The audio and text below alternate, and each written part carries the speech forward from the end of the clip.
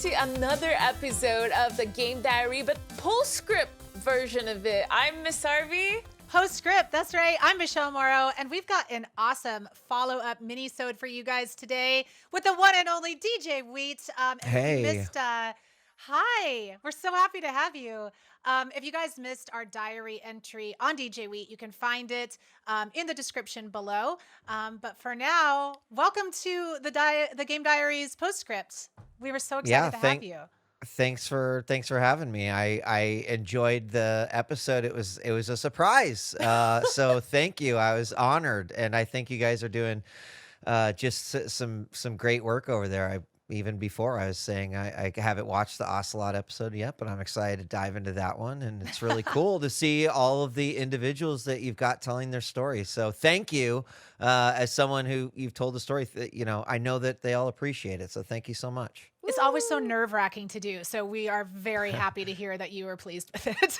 Yeah, I know that when people talk about me, every little detail, I'm always like, oh, it wasn't exactly that, but it's okay, So I know that's how people are going to feel, so yeah. That's how stories evolve over time anyway, right? I mean, it's fine. It's yeah, true. That's why it's a diary entry, right? It's our way of telling that story. Yeah. Marcus, as we said in your episode, you are so inspiring, and your path in esports and just overall in gaming has been one for, we're going to remember it for a lifetime and centuries. I'm sure you've changed gaming as we know it. You're one of the first esports broadcaster, kind of created the genre. What is it like for you today to be considered one of the greatest? I think I can't say it. Pioneer. I can't say it any other way. Yeah.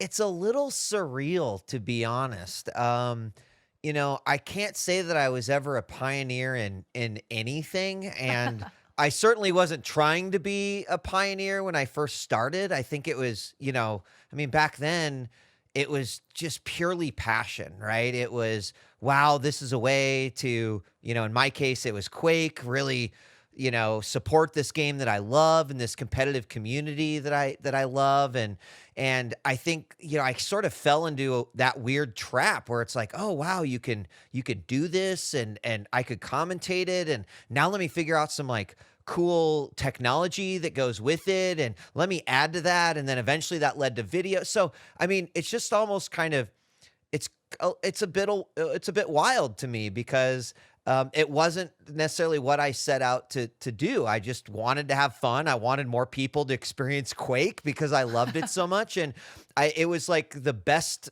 trip that I could have possibly taken, stumbled a little bit. It's like, oh, wow, look at this amazing world that, that I've discovered. So it is quite an honor to feel like I got a chance to be one of the individuals early on that took a brick and kind of placed it down in the road for others to follow. And I think that's what's most exciting to me, is like, as a pioneer, there's sort of, I think, two ways to look at it. There is this sort of sentiment of like, damn it, I missed out because it's better now than it was then, right? Like people get paid now, and we were not getting paid. We were paying other people, but at the same token, it feels incredible, and there's no other greater feeling than to sit back and say, no, I got to help build that road. And, it's my passion now to see others succeed in this area, and to just know that I had even the smallest part in that is, what I will always think of fondly when I think about, those times. So it's, it feels amazing. Yeah. It's a weird, it's surreal, right? And it's really inspiring for sure. But let's go back to the beginning. Let's go back to those early days of the internet and pre-internet, because I think you were kind of an early adopter. I was on AOL, and I think you and I are kind of similar in age. And I wasn't doing stuff. Well, you're 23, right? Yeah. So yeah, we're both 23. Close. God, that's so wild. So funny. But I wasn't, on on the bulletin board services and whatnot, for the kids out there. Can you describe what that was like at that time Yeah. period, being on the internet in the pre-internet? Yeah, it is one of my favorite times, right? Like a computer is neat, but a computer with connectivity was like mind blowing, right? Yeah. So, the discovery of being able to dial another computer system and like interact, even though it was asynchronous, it wasn't something that you were doing at the same time, right? Like we weren't on the BBS at the same time, but there was like a scoreboard. So like one of the Yeah. games that I loved to play was like Barren Realms Elite and Trade Wars 2020, and these are both games that had scoreboards. And the beauty of them is they usually reset after a couple months. So there's always this mad dash to try to stay on top of the scoreboards, and it's not much different than the arcade score chasing, right? That Yeah. happened in sort of the early 70s or the late 70s into the early 80s. But I think it was just truly the fact that I would get off, I would maybe write my messages, and then another human would come on and sort of occupy that space, and then they would interact. And then when I came back to it, it changed. So it was Cool. truly that moment for me where it just felt like the world just got so much bigger. And at the time, BBSs were still your local area code, right? Like I could not call long Yeah. distance. I would get in so much trouble. But it was like all of the BBSs in Omaha and in Council Bluffs where I was from. And then occasionally these groups would get together. And that was kind of my first, foray into LAN parties is even before the PC gaming started to pick up, where it's like get together with people who have similar interests. You're so-and-so Death Slayer 41. It's nice to meet you. I'm djWHEAT or Rush or Mr. Orange or whatever I was going back then. Rush, was that Um, like because of the band? no, it was the name of my Shadowrun character, Oh, actually. And yes. yeah, so it was that first moment. So you can imagine that kind of like feeling like you've broken into this new world, but then the internet coming and then the world getting that much bigger. But I spent years on BBSs, maybe 4 years. I ran my own BBSs. It's where I learned, like, that was my motivation for Crazy. learning to code because, I wanted to be able to code my own doors and utilities and whatnot. Don't do much coding anymore. But it was a big motivator for me. And early adopter. Yeah, I'll gladly take that moniker. To me, it was just that step that we're almost there to the internet, and that was necessary in order for the internet to become a reality. I'm Yeah. so happy we have you on. You're such a great storyteller. You and Yeah. Michelle are so good. I'm just sitting here and I'm like enjoying the stories. So you were always an early adopter, but I was grounded a lot when I was a kid for playing games. Not because I played Hmm. games, but because I played them late, woke up my parents. It was more about what happened The around it. inconvenience. Yeah, exactly. But you still mentioned how important your parents were for introducing you to gaming technology and just technology overall. I want to It's know. Yeah, yeah. go ahead. I'll ask Well, my I was going question to say after. it's true. It is true. I mean, it's funny because I got in trouble a lot for playing video games, but it's their fault. They were the one that handed that Atari 2600 to me. So it's like, I don't know how you can be mad at me when you put this joystick in my hand when I was Yeah. 3 years old. So, Yeah. That's how I yeah, think they Take were a that, huge mom and impact. dad. Yeah. So I want to know, your son is getting older. I think, if I'm not mistaken, he's like 16 now. 15. Yeah. 15, He'll be 16 it's in really 2021. close. Okay. Yeah. As a gamer dad, how did you approach gaming with your son? Did you do a little bit what your parents did, or was there something different? Yeah. Endings? Oh yeah. I have. I feel like I can write a whole book of like gaming parenting. Because the way that I approached it was is that it was going to be natural that that Mini Wheat, my son James, was going to be around a lot of games, right? I mean, that was kind of the height of when the gaming and streaming explosion was really happening. And the one thing that I said early on is that I won't ever force a game on, my son, because, people always assume, oh, he's going to be a Quake pro. Oh, he's going to be a StarCraft pro. And it's like, if he wants to be, I think that it is counterproductive to sit down and say, you've got to play StarCraft for 8 hours a day because that's what I'm known for. Right. So while I certainly would say, would you like to sit down and play some StarCraft and I can teach you a little bit? Yeah, let's do that. But it was up to him to determine what he liked, what he wanted to play. So early on, there was a lot of Minecraft, a Roblox, huge into Roblox, which I think is the largest game that, many people have not heard of. Yeah. And eventually that led to consoles. Eventually that led to arcade. Eventually that led to pinball. And he's pretty eclectic when it comes to gaming. He tends to lean more towards strategy-based games, which I do think is pretty interesting, but he's quite a good FPS player. Another pro tip is that when he was very young, this is like my favorite tip. I give it to every new gaming parent. If you want your son or daughter to have amazing control with a mouse and keyboard, what you do is you put them on a super, super, super high sensitivity to start. So they'll be like 2 years old or 3 years old. There's a lot of like really cool, like flash-based games that are perfect for that age. And you start them out with a very, very high sensitivity. So what it forces them to do is learn immaculate control, because the slightest touch of their mouse is like, right? So then over time, you start to decrease it and decrease it and decrease it a little bit. And I'm telling you, this is what produces the next generation of esports stars. Like, I'm so constantly blown away. Yeah. That's like so my dad made me learn how to drive on a stick shift. It's like kind of a similar concept in that. That is fascinating. Yeah. I'm taking notes. Maybe one day I I'll do have to say, own though, I mini do have to Harveys. say, Mini yeah, Harveys. soon. We did have our first game grounding happen not too long ago. Yeah. What was it for? And can you dish? well, he did the exact same thing that I did when I was 13 or 14 years old. And that is that I would stay up until 3 or 4 in the morning playing games. The difference is I knew how to be very quiet. And James is like, it's 4 in the morning and we just hear him like giggling and laughing uncontrollably. And Jen and I are just looking at each other like, is he serious right now? And then, it's the stomp downstairs and Mini Wheat, do you know what time it is? And he's like, yeah, I'm sorry, I'm going to bed. He turns off the computer, and the next day he knew he's in trouble. He lost, his privileges for a few days. And,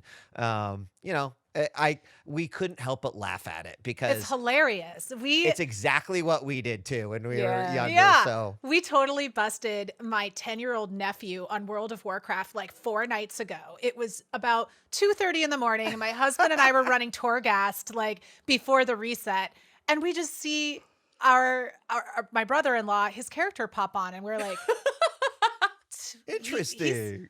What are you doing online right now, Will? And he didn't answer. And we're like, oh, interesting. And then we were like, awesome. Do we bust him? Like, do we rat on him to his dad, or do we like let him get away with it? We let him get away with it. But, it was cute that he was like sneaking away.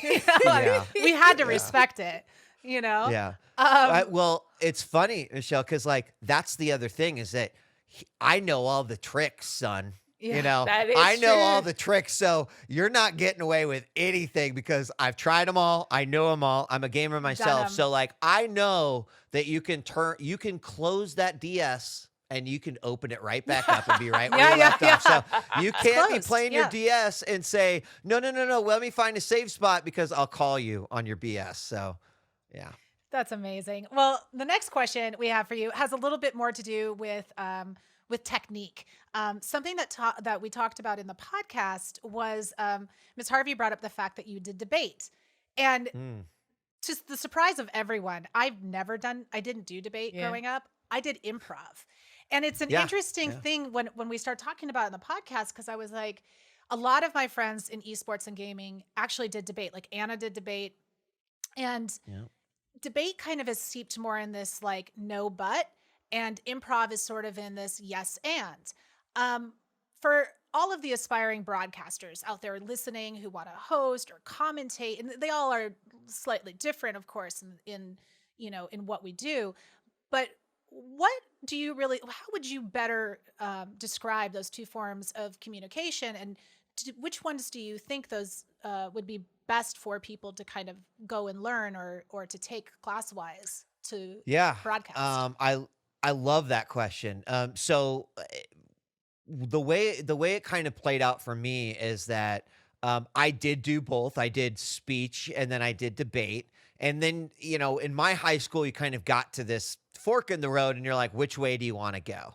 And for me at the time, I was definitely the type of individual that's like, well, I want to argue with people, of course. And then I want to come up with arguments that then they can't defeat. Like, that's great. But I really did love, what speech was. So interestingly enough is that improv was still a big part of what I was involved in high school, because we would sort of do whose line is it anyway style things amongst friends, right? That's Like fun. that was really fun for us to do.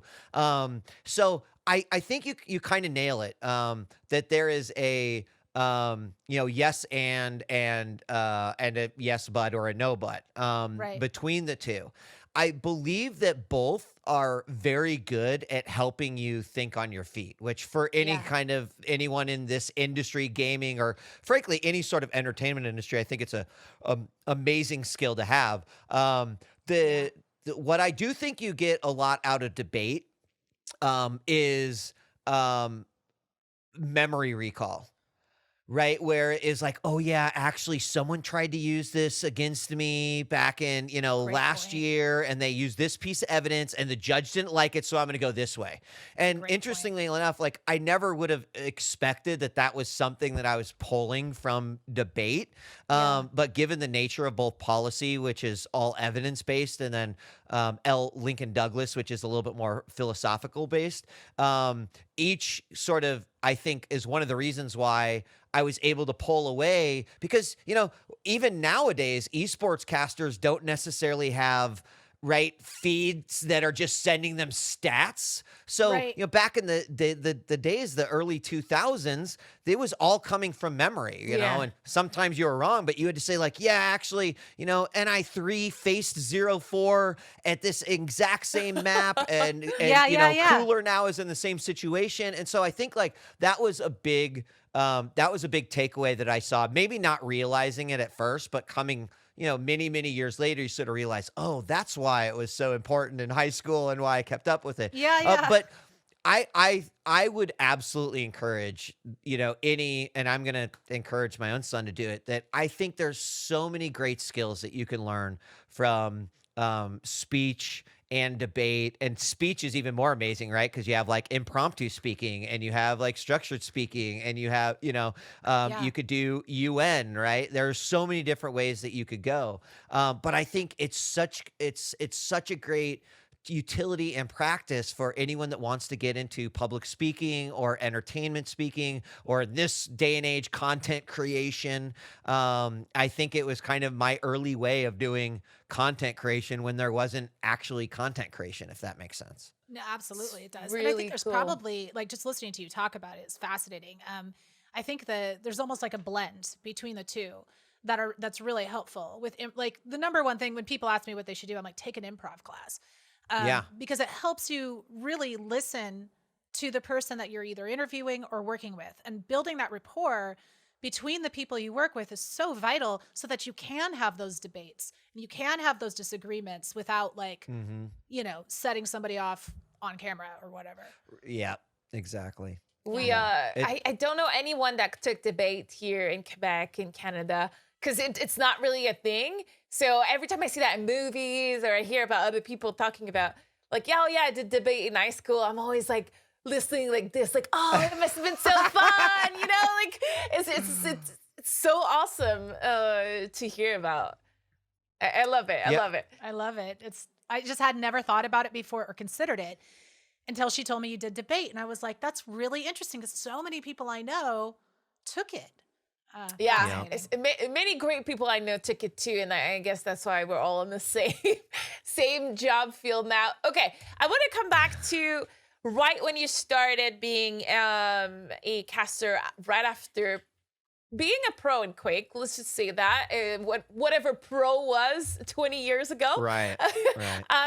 I used to listen to TSN. Okay, so I feel that I'm extremely old as well when it comes to these kind of things because I listened to TSM. I used to write that IP into Winamp and like tune in to the radio where we were like 30 people watching across the world, you know, some broadcasts. But I want to know, what do you remember from those days? And is there some kind of moment from TSN or inside the game, like from that era that you remember that was really cool? You know, I remember a lot of it. I mean, there was just something phenomenal about, you know, seeing. I talked a little bit about the BBSs, right? I talked about this world that I kind of broke into, and then the internet, right, was making this world so much bigger.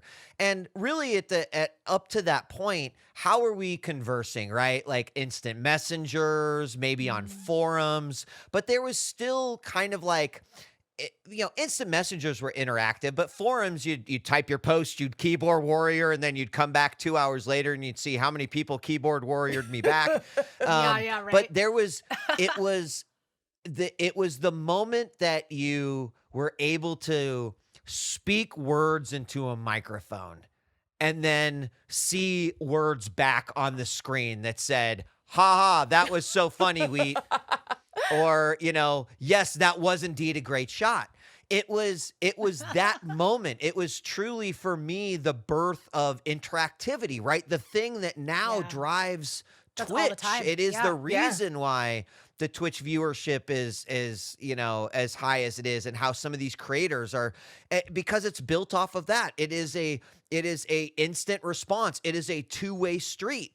And it was really the first time that I ever got to experience what that two-way street could be like. And it would be like driving a sports car through a back alley and be like, well, this is a cool car, but I can't go very fast in this back alley. And then suddenly you're on a two-lane highway, and you're like, I can go as fast as I want. And it was mind-blowing. And that's really the thing that I take away, right? The other thing I would take away is I got the chance to work with so many incredible people who are still today, have a part in esports. Whether it is behind the microphone or behind the camera or in front of the camera, or individuals that were, back then, running teams or trying to build their own esports organizations. I mean, names that come to mind is like Craig Levine and Tosspot and, Trillian, who doesn't necessarily do anything anymore, but her husband, Doug Suttles, who was one of our first sponsors through Speakeasy, went on to create speednet.test or speedtest.net. Wow. And, is now, right? Like, there's so many little crazy threads where I look back now and, Tosspot he works for WME, right? It works for one of the like premier agencies when it comes to gaming. Yeah. It is Tasteless, who is right still a StarCraft commentator over in Korea, and so it's just kind of. It's kind of weird because I just feel like I grew up with all these people and got a chance to work with them, in some cases mentor them, in some cases, innovate and help build that road. And that's really exciting to me too, is to, Carmack, right? One of my favorites. We used to sit back in IRC and dream about like, one day this is going to be so big, Carmack. And he's like, yes, it's going to be huge. And no one believes us now, but just, we'll say told you so in the future. Yes. It was those moments to be able to say, people think we're crazy now, but what we're doing is awesome, and we're just going to keep doing it because we love it. And those are the moments that I really take away that are the fondest to me. if you were in gaming and esports 20 years ago, 15 years ago, and you're still around, you know that you worked and weren't paid for over half of your time working in esports, like over a decade Right. probably, and you did it out of passion while trying to have a second job on the side. So those are the one you have to respect, because if they're still around, they starved at some point to do whatever they like. Yeah. We ate a lot of ramen. Yes. Yep, Yeah. peanut butter sandwiches for me. Yep. Yep. That's the thing when you're pioneering a new field and you have all these challenges and you're not getting paid and you're working super hard and you have multiple jobs. And, often people have labeled you the first commentator. And I know that you've gone on record to sort of say, there's a lot of different examples of people doing that like really early on, and that you feel sort of uncomfortable taking that like full credit. And we even learned actually in our first diary entry for Burger Becky, we talked about the Atari 2600 Space Invaders tournament, that they had commentators that were Yep. on air. I've never seen that footage. I've looked for it. I haven't seen it, but I would love to see what that looked like, because what she said in the interview was that like it's not like they had like strategy stuff that they were talking about. The commentators didn't know really what they were doing, and they were kind of hired as a marketing ploy. Right. I'm not really sure if the footage even exists. But who were some more of the people that really kind of inspired you around that time? Like, obviously you've mentioned a few of them, but was there anybody that you hadn't met that sort of fueled you at that time? Not at the very beginning. I would say I looked up to many AM radio hosts, many commentators that were in the sports world, because they taught me that being like a John Madden is a thing. Being a John Motson is a thing, right? That you can have a recognizable style and a methodology to your delivery, and that people would enjoy that, or maybe sometimes hate it. I don't know. It depends. So I think a lot of my early inspirations were not necessarily casters, like in the esports sense, but more from like the sports and the radio world. I would say that my first true industry inspiration was, believe it or not, Total Biscuit. Really? Oh. Yeah, because so there's like there's a story that a lot of people don't actually know, and that is that when radio ITG Inside the Game was existing, like we were even thinking about, esports is cool, but we also love other types of gaming, and we had like Epileptic Gaming as a show, and we had a Counter-Strike show. But at the time, World of Warcraft was growing, right? And it was becoming a thing, and we were saying, gosh, we should be making some content around, World of Warcraft. And I ended up starting a show called Weapon of Choice that was all WoW based. And so in this whole process, we discovered, hey, there's a station out there. It's called WoW Radio. And they kind of do what we do, except all in World of Warcraft. And maybe there's a world where we can join together and we can, make a larger network that people, or it could be beneficial that we get WoW players into esports and esports players into WoW. And so for a very long time, there was a lot of discussion with WoW Radio. Now, at the time, Total Biscuit, John didn't actually work for them yet, but unfortunately the deal ended up falling through, and the person who kind of was spearheading it over on their side kind of, it was early internet, right? Like people flaked out occasionally. Yeah. And so this individual flaked out. A few of their staff actually came over and joined ITG, but John, who had one show, it was called Blue Please. And John, he was just like, I'm just going to keep doing my own thing. Not really worrying about the WoW radio part of it. But Blue Please in and of itself was one of the early WoW shows that I remember going, this guy is fucking amazing. Yeah. Like I really love this guy, right? And I remember feeling regret that we didn't get a chance to combine, and so I could work with him. And we obviously did much later, and became friends with Jenna, and but he was probably one of my first, and that obviously that's not a caster. He was just he was doing a talk show, but he was so great at it, right? And so just like all of the other AM radio talent that I thought was great, I was like, this person talks about games the way that I want to talk about games. And I was doing Epileptic Gaming at the same time. And I think that there's actually a lot of inspiration that we pulled from Blue Please. And, so I would say that, TB was probably my first sort of, industry heartthrob. Like, that guy inspires me. And, and shit, at that point, like, TB ended up making 5 shows for WoW Radio that were all really, really good. Yeah, so I would have to give that to John. Oh, so sweet. Me too. Making me emotional. It just made me realize we have to put him on our list early in 2021 of story. He's such a great one. To be going from one kind of sad joy news interesting moment to another kind of hard one, I want to jump and talk about CGS.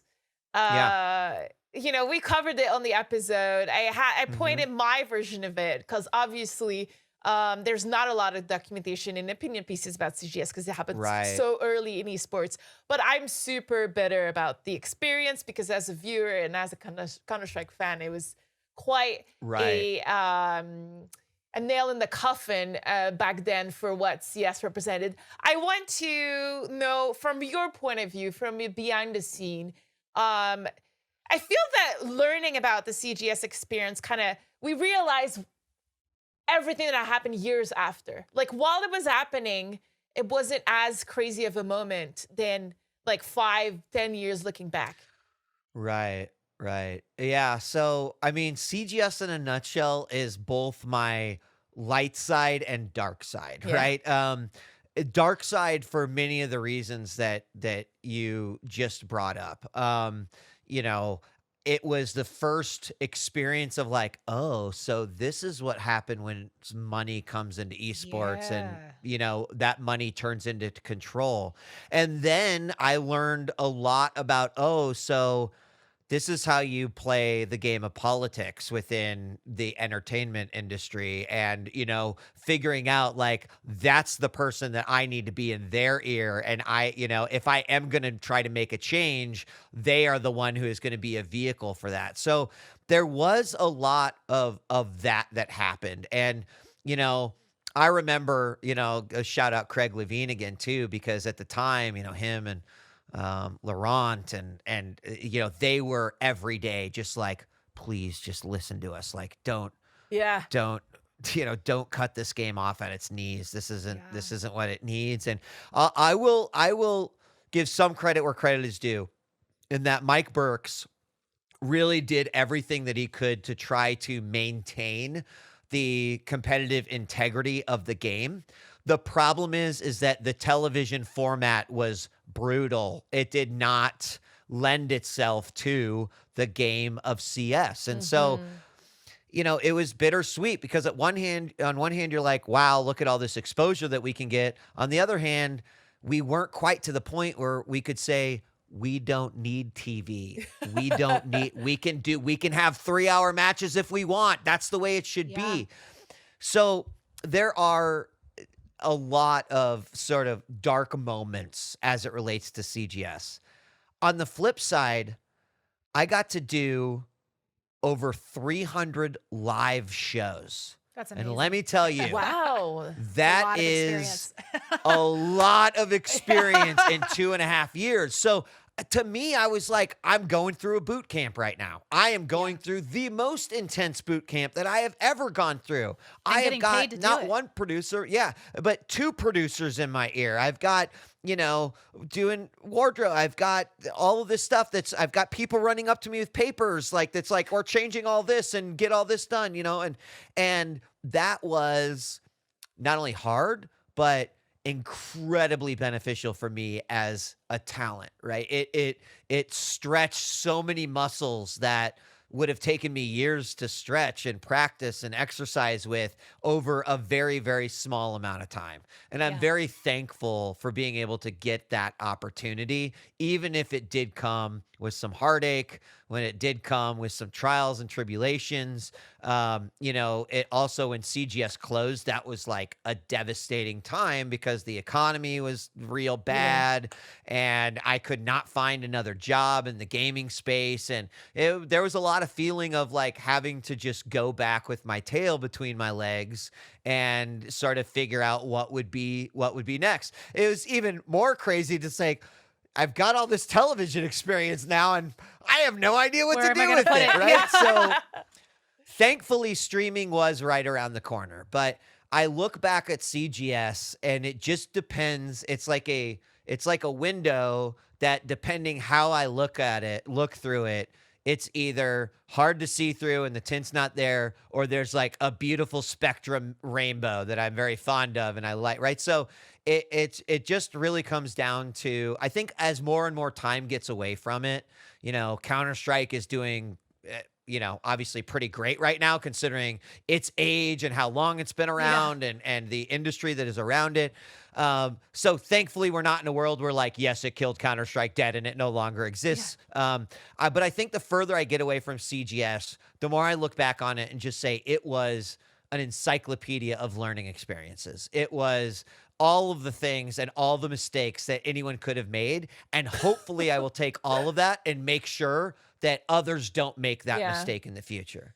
Well, and those failures that, anything that is entering a space for the first time is going to have those missteps, right? Like, and that event in particular really laid the groundwork for everything else that has been on television since, like from E-League to actually BlizzCon, because BlizzCon was on the audience network of DirecTV. And one of the guys that did CGS was the BlizzCon guy. He actually walked into he walked into, it was my first year at BlizzCon, and he walked in and he was like, kind of beating his chest, being like, I'm the guy who put esports on TV for the first time. And like, he made it like a thing. Like we all had to listen. And he told us all about it to regale us with it. But I mean, honestly, if he hadn't have done that, he may not have even had an interest to do BlizzCon, which was on DirecTV for a decade, So I owe you a thank you for that. But then, of course, Twitch happened after that, or you happened to Twitch, and there's a billion questions that I have about Twitch in general, but I will spare you all of that for this podcast. And mostly, I think I just want to know what it feels like for you to know that, you helped usher in the partnership program, which now allows people from all over the globe to make money playing video games, which was sort of, what you were striving for as a young gamer, trying to figure out, how do I do this and make this a career? And not only did you make it a career for yourself, but you made it a career for like millions of kids. And I'm not sure how many, I shouldn't say kids because lots of people do it, but how many, like everyone's kids to me. Kids of all ages. Kids of all ages. How many Twitch partners exist today? And what is it like for you to literally pioneer a new form of employment? Yeah. Well, I mean, there are, we've got partners, but we've also got affiliates. So the way that I like to say it is that we've got hundreds of thousands of people who are making money streaming, right? Whether they are a partner or they are affiliate.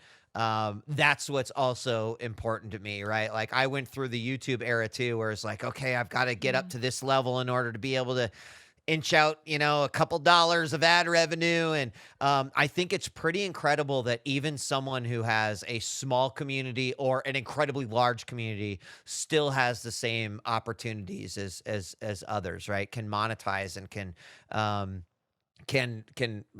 make money doing what they love, or just being with their community or building that community.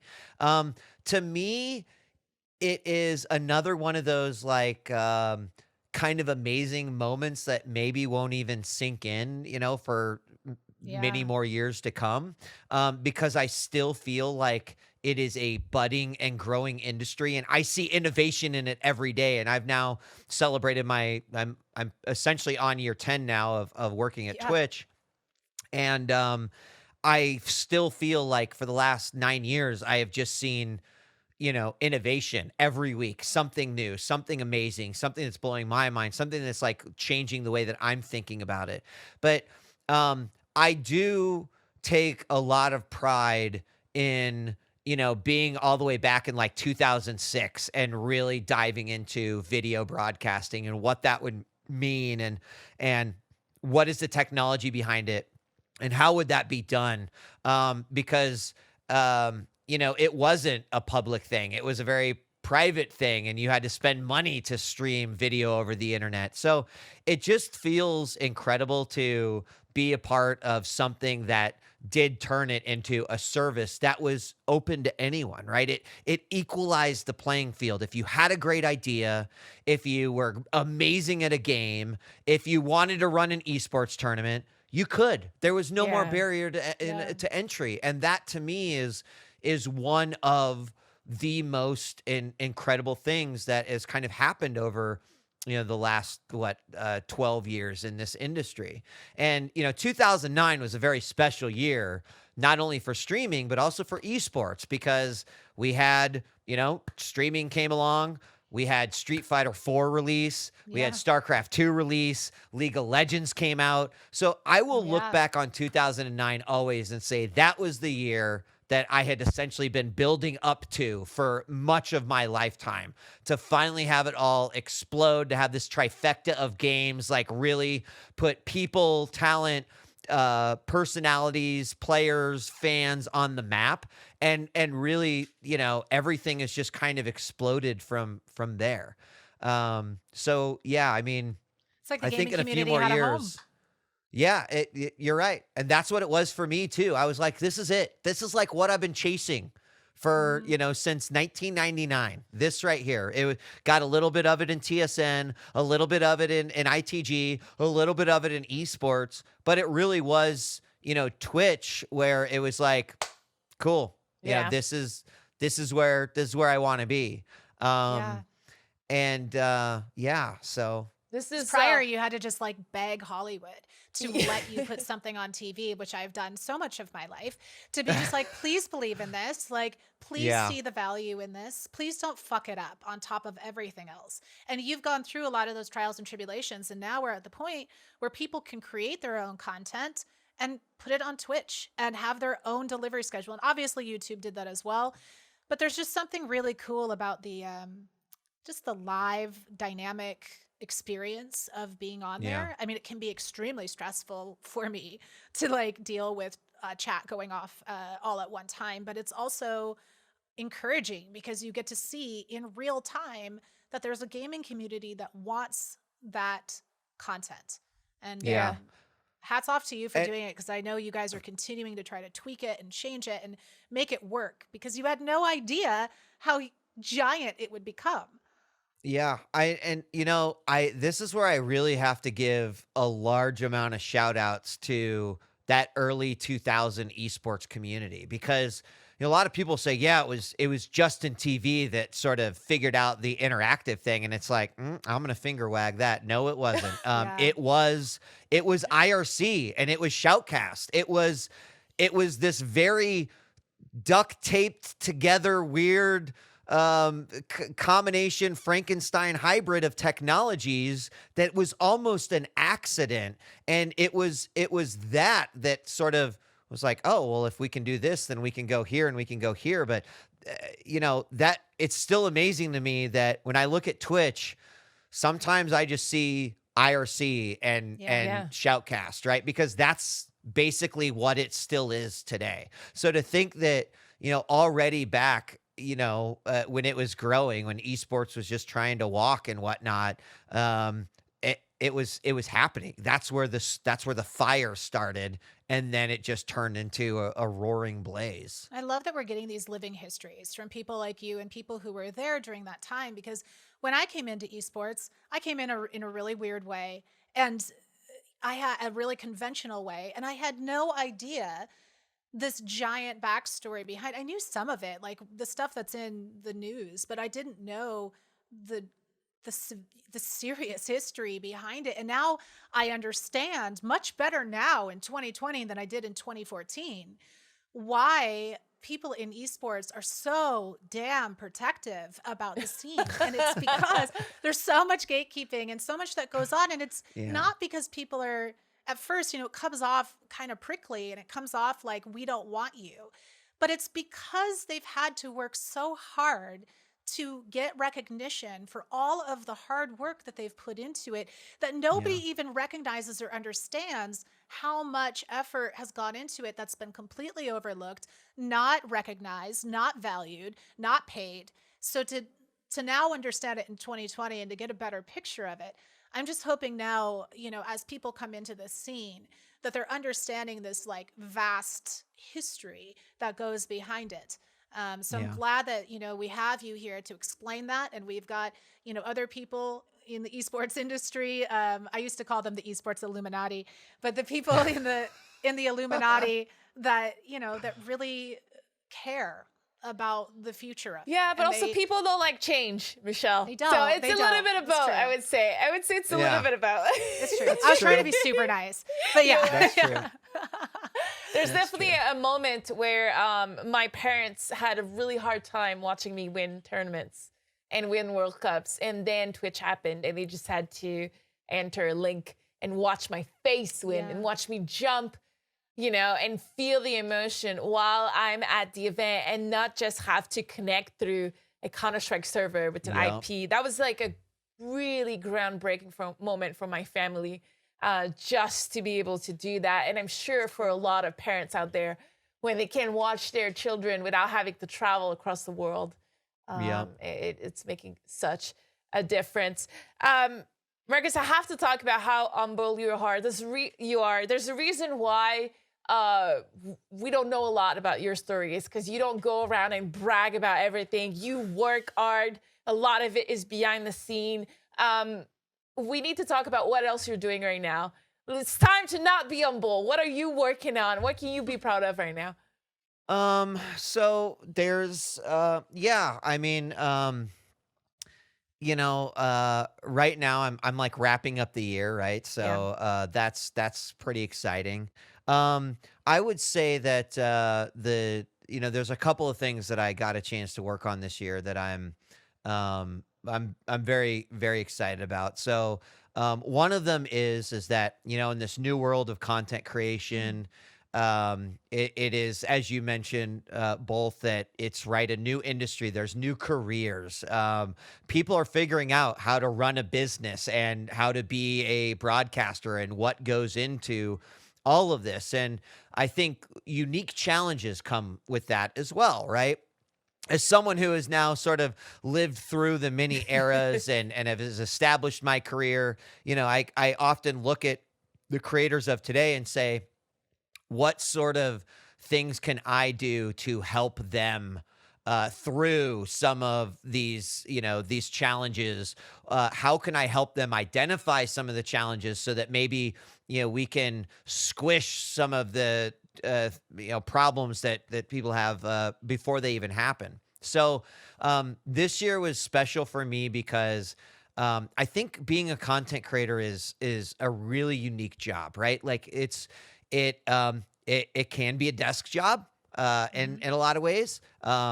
In some cases, you're spending 8 hours in front of a camera and in front of an audience, and then you get off and maybe you spend another 2-3 hours like working on what you're going to stream next, or you've got new emotes to make or new graphics. And I think that, again, with interesting challenges come interesting solutions. And I care deeply for the sort of mental health and of our creators. And so over the past year, there's been, a lot of great mental health resources that have come out, new guides, resources, available to everyone. But one thing that I thought would be really phenomenal would be a way to help coach creators through some of these. I love that. And that is it's a tall order, and that's why we got a chance to partner up with Healthy Gamer this year, who has been doing exactly that in like the esports and the creator space for now several years. And so this year was very special to me, especially given the fact that a lot of people are under quarantine for a pandemic and dealing with a lot of life things that also added to the craziness of the year.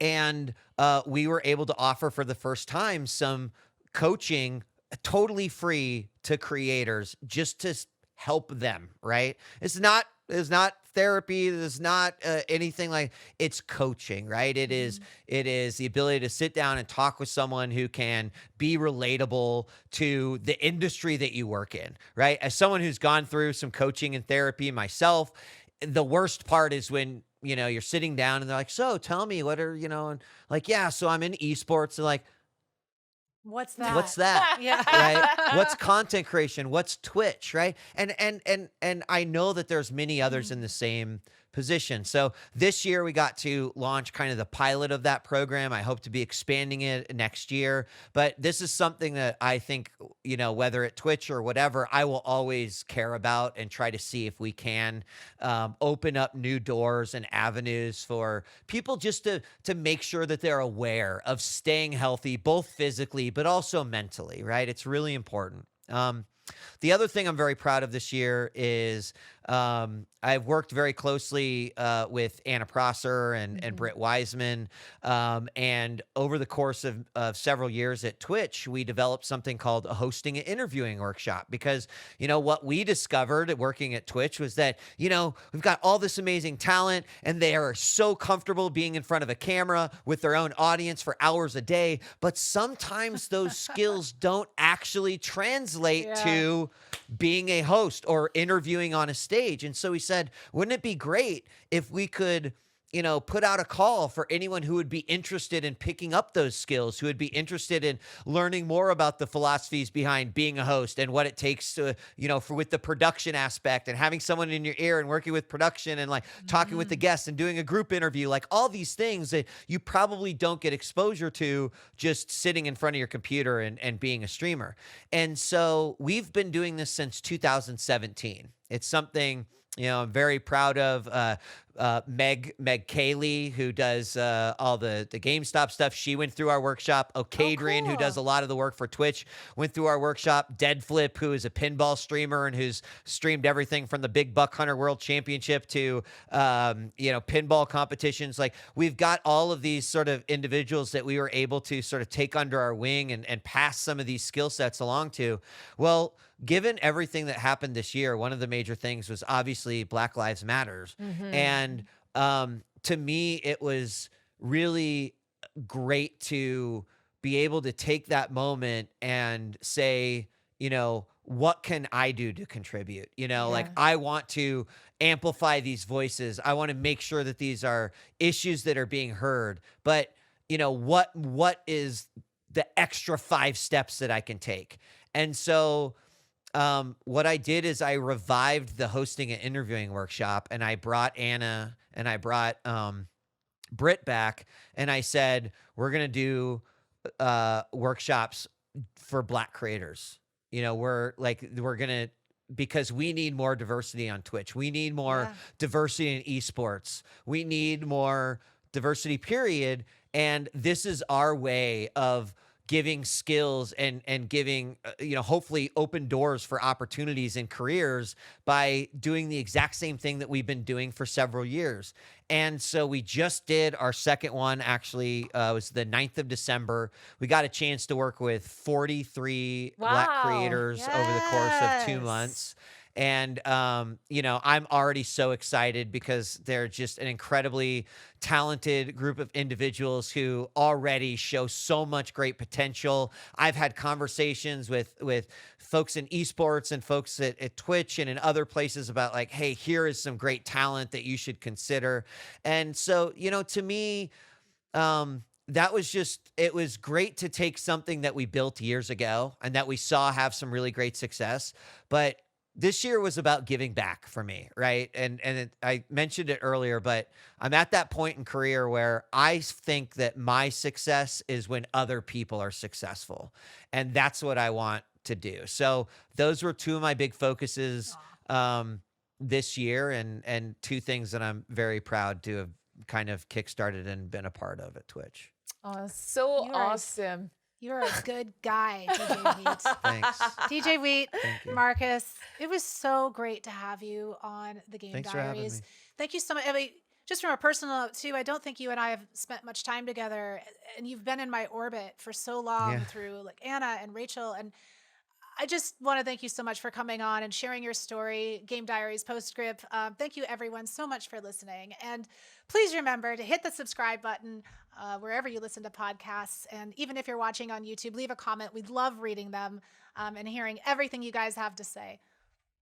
And I want to add, because during the original episode, we forgot to mention how wonderful your website is. If you want to learn more about djWHEAT, go to djWHEAT.com, because Jeff.Kim wrote Amazing dude. an amazing piece. Pretty much a lot, if not all the information that we could find on you was from his doing and spending hours and hours with you writing your life story. So you have to check out his work. I repeat, djWHEAT.com at Jeff.Kim. I want to make sure that we reiterate how much work he did for your He's great. or for your biography. Remember as well, if you have a story of your own that you want to share with us and share with the world, please let us know. We love reading your diary entries. Go to thegamediaries.com and let us know what is it that changed your life with gaming, or how did gaming change your life? It doesn't have to be that life-changing too. It could be a really cool story that happened for you in gaming, and we will read it in one of our episodes. Yay. Marcus, thank you so much once again. Thank you. Have a great holiday.